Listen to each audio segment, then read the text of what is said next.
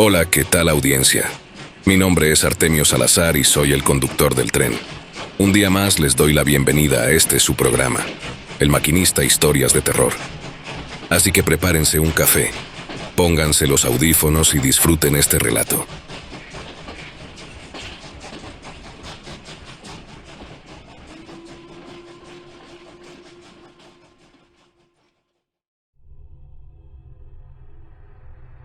Toda mi vida la he pasado en mi pueblo. Aquí nací, crecí y con toda seguridad, aquí voy a morir. Para algunos eso suena como una vida limitada o triste, pero la verdad es que no lo cambiaría por nada. Con todo y lo que tiene, este lugar es mío.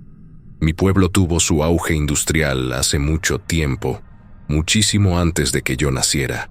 Solo los más viejos recuerdan esos años, y aún así, la mayoría apenas alcanzó a ver el final. Para el resto de nosotros, este lugar siempre ha sido la sombra de lo que alguna vez fue. Y aún así, es mi casa. Ese sentimiento es lo que me llevó a querer ser bombero. Pensé que era la mejor manera de devolverle un poco al lugar que me formó. Entré al departamento hace 20 años, y en ese tiempo he visto cosas, tanto dentro como fuera del trabajo, que a muchos les costaría creer, pero supongo que así es cuando vives en un pueblo que carga tanta mala fama. Aquí todos aprendemos desde chicos que algo no encaja del todo en este lugar. Creces, sales a otros pueblos y te das cuenta de que ninguno se siente como este. En otros lados, el aire es más ligero, el ambiente más normal. Aquí, sin importar si es verano o invierno, casi siempre pareciera que hay una nube encima, como si el clima mismo estuviera cansado. Cada que vuelves después de estar fuera, sientes esa especie de oscuridad familiar que te cubre apenas cruzas las fronteras del pueblo. A los de fuera les pega más. Como no crecieron bajo ese ambiente oscuro, sienten el cambio de inmediato. Por eso casi nunca se quedan mucho tiempo, y por eso los camiones de mudanzas suelen llegar llenos y se van igual. Hay quienes dicen que el pueblo siempre fue así, que desde antes de existir ya estaba destinado a cargar una maldición. Otros aseguran que en algún punto ocurrió algo terrible que lo arruinó para siempre, y que en otro tiempo fue un pueblo común y olvidable como tantos otros. Yo no sé a qué creer. A veces siento que no hay motivo para que esta tierra tenga tanta vibra oscura sin una razón, pero cuando pienso en todo lo que he visto aquí, también me cuesta imaginar este lugar siendo distinto a lo que es ahora. Hay una tercera idea, la menos aceptada, que no hay maldición. Que todo lo que pasa aquí es pura coincidencia. Sus seguidores son pocos y cada año son menos. Tarde o temprano esa teoría desaparecerá. Entre quienes buscan un origen concreto para tanta desgracia, muchos señalan un evento ocurrido a principios del siglo XX. Algunos lo ven como una simple señal de algo más antiguo que ya estaba mal aquí desde siempre. En lo que sí coinciden todos es en que ese evento tiene que ver con la oscuridad que aún rodea al pueblo. Todo ocurrió en la antigua mina de carbón, que en ese tiempo era de los pilares más fuertes de la economía local. Un incendio terrible estalló ahí dentro, y hasta hoy se discute su causa. El fuego consumió los soportes de madera y provocó derrumbes en el pozo principal. 11 mineros quedaron atrapados durante 4 días, mientras el pueblo entero cavaba como podía intentando rescatarlos. Cuando por fin lograron llegar, ya era tarde. Los 11 habían muerto. 5 se asfixiaron con el aire tóxico y el humo pesado. 3 murieron aplastados por el derrumbe. Los otros 3 nunca aparecieron. Hasta hoy la gente discute teorías sobre su destino. Cada uno tiene su versión. El derrumbe que mató a esos hombres también terminó apagando el fuego, dejándolo reducido a algunas brasas débiles. Aunque la mina no quedó destruida por completo, jamás logró recuperarse de ese golpe. Cada intento de reabrirla acabó en tragedias nuevas, incendios inexplicables, derrumbes repentinos que enterraban a otros trabajadores y desapariciones que nadie podía explicar. Algunos mineros se esfumaban a mitad de una conversación, como si algo los jalara hacia la oscuridad sin ruido ni rastro. Al final, todos abandonaron su trabajo y nadie quiso reemplazarlos. Después de años de intentos fallidos, la mina cerró definitivamente y con ella murió una parte importante de la economía del pueblo. Pero que la mina esté abandonada no significa que esté tranquila. Al menos una vez al año, un incendio surge en su interior, aun cuando no hay actividad humana que pudiera provocarlo. Para evitar que el pueblo termine como Centralia, nuestro departamento, junto con los de los pueblos cercanos, trabaja en conjunto para apagar cada fuego que aparece. Hay un equipo dedicado a monitorear cualquier signo de actividad, y cuando algo se registra, nos envían de inmediato. Algunas veces controlamos el incendio en minutos. Otras veces pasamos horas luchando contra un fuego que parece tener vida propia, como si quisiera arrastrar al pueblo entero a los pozos más profundos de su desgracia. A estas alturas, siento que desarrollé una especie de sexto sentido que me avisa cuando habrá un llamado de la mina. No sé cómo explicarlo, pero unos días antes empiezo a sentir un nudo en el estómago. Uno de esos que no se quitan por más que tomes aire. Es como si algo dentro de mí fuera tensándose poquito a poquito, igual que un juguete viejo de cuerda que termina reventándose después de que lo giras más de la cuenta. Aunque sé que viene, igual me arruina el día cuando suena el radio del despacho. Detesto volver a ese lugar. La sensación en el aire, ese peso extraño y difícil de describir, a veces es tan fuerte que me provoca náuseas apenas entro. Y siempre tengo la impresión de que algo, no sé qué, me mira desde las partes más hondas de la caverna, como si estuviera esperando que me aleje tantito para acercarse. Cada vez que estamos ahí, no puedo quitarme la idea de que un día voy a voltear y uno de mis compañeros ya no va a estar. Me imagino la escena. Doy un paso para ajustar algo, regreso la mirada, y la manguera que él sostenía está golpeando el suelo y soltando agua sin control, mientras él desapareció sin hacer ruido. Sé que nunca ha pasado, pero eso no significa que no pueda pasar. A veces pienso que incluso podría ser yo el que desaparezca, jalado hacia la oscuridad sin que me dé tiempo de gritar ni de entender qué ocurrió. Supongo que al final, solo el tiempo dirá si ese miedo es solo eso, o si un día se vuelve realidad. La gente que sigue la teoría B, los que aseguraron que la maldición del pueblo nació aquel día de la tragedia en la mina, siempre repite que algo viejo, algo muy antiguo y maligno, fue desenterrado con aquel derrumbe.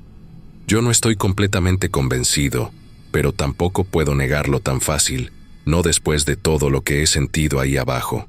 La mina es un lugar que parece enfermo. No encuentro otra palabra. No es solo oscura. Es como si guardara dentro una rabia, una energía pesada que se siente apenas cruzas la entrada. Pensar que esa maldad nació de un solo evento resulta más tranquilizador que aceptar que siempre estuvo ahí, escondida desde tiempos que nadie recuerda. Y aunque hablar de maldad antigua o maldad liberada suene casi igual, para muchos aquí hay una diferencia que los divide. Supongo que en la cabeza de la gente esa distinción sí tiene peso. Claro, la mina no es el único lugar marcado por desgracias en el pueblo. Si así fuera, quizá todo sería más fácil de entender, pero no. Hay otros sitios que parecen cargados del mismo tipo de oscuridad. El mejor ejemplo es la acería. Aunque lleva décadas abandonada, en su tiempo trabajaba de la mano con la mina. Lo que la mina sacaba, la acería lo transformaba. A veces, cuando paso por ahí, imagino cómo eran esos días, el calor que debió haber dentro, ese ruido de máquinas y metal que seguramente se escuchaba a cuadras. Me entristece pensar que esos hornos nunca más volverán a encenderse. La acería fue un gigante, un monstruo de acero que mantenía vivo al pueblo. Pero después de la tragedia en la mina, todo empezó a caer. Sin carbón constante, la acería perdió fuerza. Empezaron a traer carbón de otras minas, Pero eso solo mantuvo todo a flote por un rato. Era más caro, más tardado, más complicado. Poco a poco, conforme el dinero se iba acabando, también se apagaba la grandeza del lugar. Logró aguantar hasta mediados de los 50, pero ya para entonces todos sabían que estaba viviendo de nostalgia. El pueblo había renunciado desde hacía tiempo al sueño de volver a ser lo que era, pero nadie quería ser el que le dijera a la acería que ya no tenía futuro. La dejaron seguir trabajando casi por cariño, como si fuera un viejo que no merece malas noticias. Y entonces, el último día, llegó otra tragedia. Un trabajador, devastado por la noticia del cierre, irrumpió en la oficina del capataz y lo mató sin decir una sola palabra. Después mató a 4 compañeros más antes de que lo detuvieran. Nunca pisó una cárcel. Sus mismos compañeros descargaron sobre él una mezcla de furia y dolor y lo golpearon hasta matarlo. Nunca se supo si alguien fue procesado por eso. Es uno de esos temas que la gente prefiere no tocar. Ese cierre brutal dejó marcada a la acería igual que la mina. En los años siguientes empezaron los rumores, que se convirtió en sitio de rituales, que ahí se juntaba gente para hacer cosas que nadie quiere describir. Nunca hubo pruebas claras de nada, pero eso no evitó que empezaran las llamadas. Varias veces al año nos mandan ahí para revisar un olor a quemado que siempre resulta ser falso. Cuando llegamos, los hornos están totalmente fríos. Y aún así, los bomberos que van seguido aseguran haber visto figuras moviéndose entre las sombras, formas que apenas se alcanzan a distinguir. Yo mismo he escuchado ruidos extraños, algo que suena como maquinaria vieja, aunque no haya nada funcionando. Incluso una vez juré que escuché un disparo proveniente del área de la antigua oficina del capataz, y no era imaginación. Lo escuché tan claro como escucho mi respiración. Algunos dicen que las víctimas de ese último día, incluido el asesino, siguen trabajando un turno eterno ahí dentro. Gente del pueblo deja de vez en cuando comida o café en la entrada. Vuelven al día siguiente, y los recipientes están vacíos. No puedo asegurar quién se los come, pero nadie aquí sería tan valiente o tan tonto como para robarle la comida a las sombras de la acería. Lo peor es que estas no son las únicas desgracias que afectan al pueblo. La mina y la acería solo son 2 ejemplos grandes. Hay cosas que pasan todos los días, cosas pequeñas pero constantes, y muchas terminan involucrando a mi departamento. Un ejemplo sencillo. Aquí todos, sin excepción, tienen al menos un accidente automovilístico al año. La mayoría son golpes leves, y cuando sucede algo menor, la gente hasta lo toma como un alivio. Ya me libré del accidente de este año. Pero algunos accidentes son graves, y esos son los que nos tocan a nosotros. No son escenas agradables.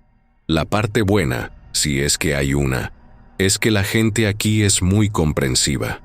Si 2 personas chocan en el estacionamiento del supermercado, suelen reírse, platicar y hasta tomarse una cerveza juntos después.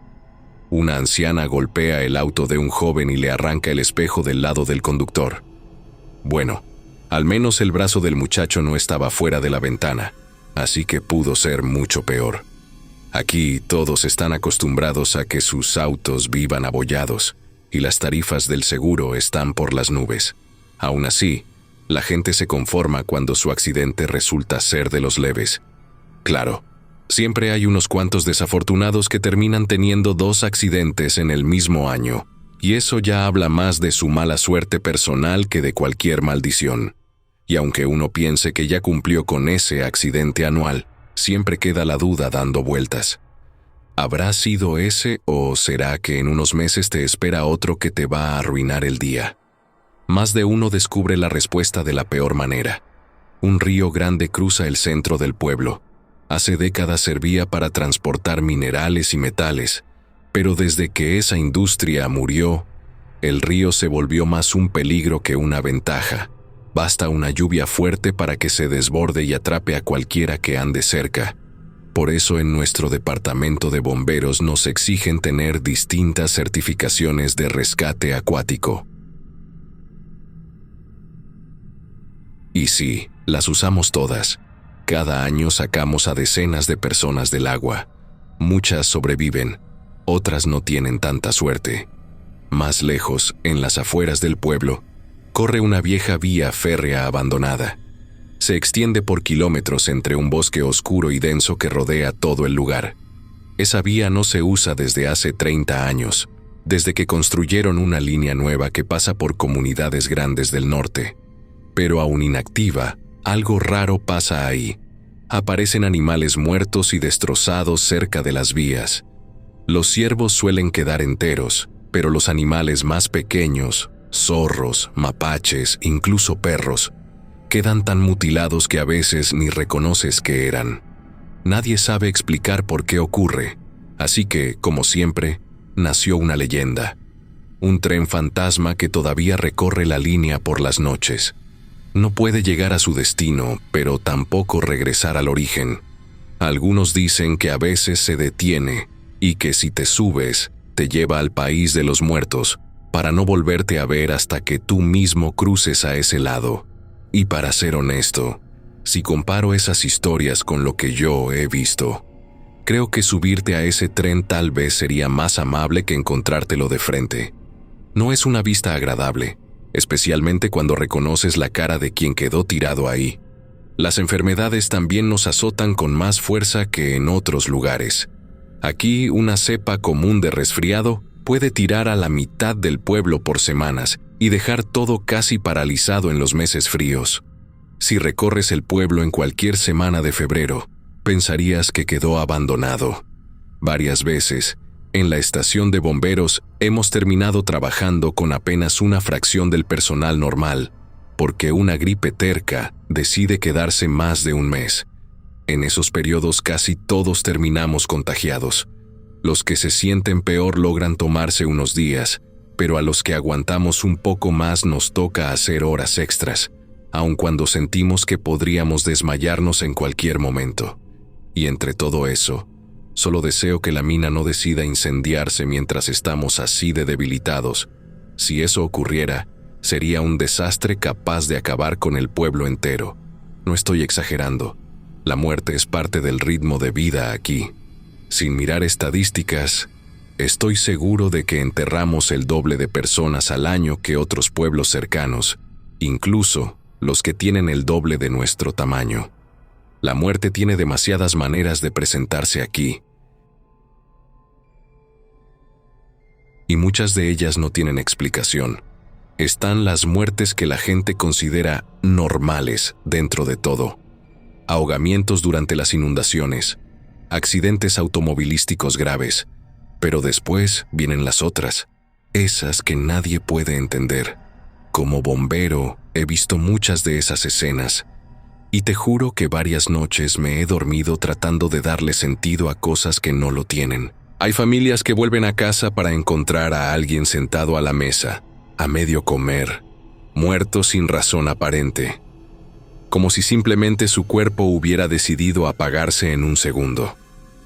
También están los casos de personas que desaparecen días, solo para aparecer sin vida en lugares que fueron usados normal y constantemente, mientras ellos no estaban.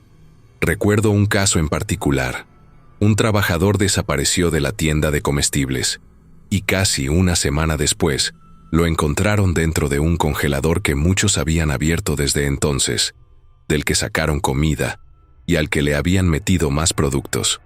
Cuando lo encontraron, tenía los ojos abiertos, azules por el frío extremo, y nadie había visto ni escuchado nada. Hay perros pequeños, adorables, incapaces de lastimar una mosca, que un día, sin aviso, se lanzan contra sus dueños y muerden justo en el lugar preciso para hacerlos sangrar hasta morir. Casos así se repiten aquí con una frecuencia que no podrías creer si no vivieras dentro de este pueblo, como fue el caso de Molly Lane y su chihuahua, un animal que todos conocíamos porque jamás ladraba, jamás gruñía y parecía más un peluche que un perro real. Una tarde, Molly salió a caminar por el sendero detrás de su casa, la misma ruta que tomaba todos los días después de comer. Llevaba a su perrito en brazos, como siempre hacía cuando el pasto estaba muy alto. Los vecinos que la vieron pasar aseguran que el perro iba tranquilo, casi dormido, acurrucado contra el pecho de Molly. Todo normal. Lo que ocurrió después nadie puede explicarlo. Molly dejó al chihuahua en el suelo para ajustar la correa de su zapato. Apenas bajó la mirada, el perro empezó a temblar como si hubiera visto algo que los demás no podían ver. Luego abrió la boca y dejó escapar un chillido agudo, casi humano. Antes de que Molly pudiera reaccionar, el animal le saltó directo al cuello. No fue un mordisco desesperado ni un ataque torpe. Fue preciso, certero, como si el animal supiera exactamente dónde clavar los dientes. Ella cayó de espaldas al instante, sorprendida más que herida. Trató de apartarlo, pero el perro estaba aferrado a su piel con una fuerza completamente fuera de lo normal para su tamaño. Cuando finalmente logró arrancarlo de su cuello, el daño ya estaba hecho. La sangre empezó a salir a chorros y ella, desorientada, intentó volver al camino para pedir ayuda. Solo logró avanzar unos metros antes de desplomarse. El chihuahua, según las marcas en el suelo y los rastros de tierra, simplemente se alejó caminando, tranquilo, como si nada hubiera pasado. Lo encontraron horas después en el porche de la casa de Molly, acostado sobre su cama, lamiéndose las patas. Murió días después en la perrera municipal, sin mostrar agresión alguna. Nadie entendió lo que lo llevó a atacar. Nadie encontró una explicación lógica. Y en este pueblo, lamentablemente, esa falta de lógica es la parte más normal de todo. La muerte no distingue entre jóvenes, viejos, sanos o enfermos. Viene por todos, y muchas veces golpea sin aviso. Aún así, sigue ciertos patrones que la gente del pueblo ya reconoce y acepta. No entraré en detalles, pero diré solo esto. Existe una razón muy antigua y muy fuerte por la que aquí la gente trata de no encariñarse demasiado con su primer hijo. En este pueblo, 8 de cada 10 primogénitos no llegan a cumplir los 20 años. Es una cifra que todos conocen, incluso si nadie la menciona en voz alta. Una estadística tan repetida a lo largo de las generaciones que la gente la siente más como una sentencia que como un dato. El caso más reciente fue el de la familia Lazarus, y todavía hay vecinos que bajan la mirada cuando se menciona el apellido. Su hijo mayor, Samuel, tenía 17 años y era el tipo de muchacho tranquilo que todos describían como el más sensato del grupo. No tomaba riesgos, no manejaba rápido, no salía de noche. Era, según su madre, el único que no iba a darle preocupaciones. Pero ya sabes cómo funciona este lugar. Precisamente esos son los que terminan en las historias más absurdas. El día que murió, Samuel estaba ayudando a su padre a revisar una línea de drenaje detrás de la casa. Nada peligroso. El drenaje viejo siempre daba problemas después de las lluvias, así que padre e hijo se metieron al pequeño tramo de alcantarilla para revisar si había algún bloqueo. No había nada raro. Nada que hiciera pensar que algo iba a salir mal.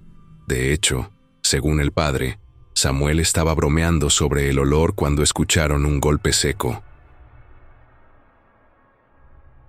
Como si la tierra se hubiera asentado de golpe. Lo que ocurrió después fue cuestión de segundos. El padre, que iba delante, sintió que el aire caliente dentro del túnel se movió de forma antinatural. Se giró para decir algo, pero Samuel ya no estaba. No había gritos, ni ruido de derrumbe, ni rastros de que se hubiera resbalado. Solo el vacío. La lámpara de mano de Samuel todavía estaba encendida en el suelo, apuntando al extremo del túnel. Un túnel que no tenía bifurcaciones, ni salidas, ni espacio para que alguien se perdiera. Buscaron durante horas. Bomberos, policías, voluntarios, todos recorrimos el drenaje y el terreno que lo rodeaba. Lo excavamos, lo abrimos, Revisamos cada centímetro del sistema viejo. No había forma de que hubiera salido por otro lado. No había indicios de un secuestro, ni señales de un derrumbe que lo tragara. Nada. 3 días después lo encontraron. Estaba a casi 2 kilómetros del drenaje, en medio del bosque, recostado boca arriba como si estuviera dormido. No tenía golpes ni heridas visibles. Parecía intacto, salvo por un detalle que nunca he podido quitarme de la cabeza. Sus ojos estaban completamente negros, como si el color hubiera sido drenado o reemplazado por algo que no era humano. El informe de defunción fue causa indeterminada. Aquí todos supimos leer entre líneas. Era el primogénito, y el pueblo simplemente estaba cumpliendo su patrón. Podría seguir contándote más. Podría describirte cada extraño suceso que ocurre en este pueblo. Pero si después de todo esto aún no crees que está maldito, entonces dudo que lo haga con más historias. Y para ser honesto, nunca quise convencer a nadie de nada. Mi intención al hablar de todo esto era simplemente señalar un lugar que, aunque olvidado por muchos, ha resistido más de lo que cualquiera imaginaría. Tiene un pasado oscuro, pesado, difícil, pero también tiene una fuerza que todavía se nota en la gente que queda aquí. Puede que los logros del pueblo estén enterrados bajo su historia sombría, pero el orgullo que dejaron sigue vivo en todos los que aún lo llaman hogar. Hay una razón por la que tantos de nosotros que vivimos en este pueblo somos de por vida. Y no es solo porque la crisis económica en esta región ha dificultado que la gente escape de ella. Hay mucha gente aquí que no dejaría el pueblo, maldición y todo, si tuviera la oportunidad, y me cuento entre ellos. Eso bien podría ser la maldición misma hablando. Es posible que esté tan profundamente arraigada en nuestras mentes, almas y cultura, que nos engaña, haciéndonos pensar que realmente disfrutamos vivir en este miserable y pequeño rincón de Estados Unidos.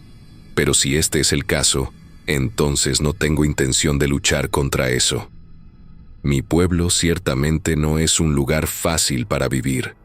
Algo acecha aquí, algo se pudre, y le gusta recordarnos a todos que está aquí con nosotros.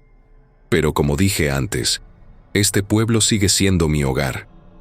Durante los últimos días he estado sintiendo esa familiar torsión en mi estómago otra vez, la que me advierte de un próximo incendio en la vieja mina. Todavía no hemos tenido uno este año, así que definitivamente estamos atrasados. Si a la gente le interesa, tal vez después del incendio pueda compartir más historias sobre mi pueblo, suponiendo que la cosa que está en la mina no me lleve esta vez.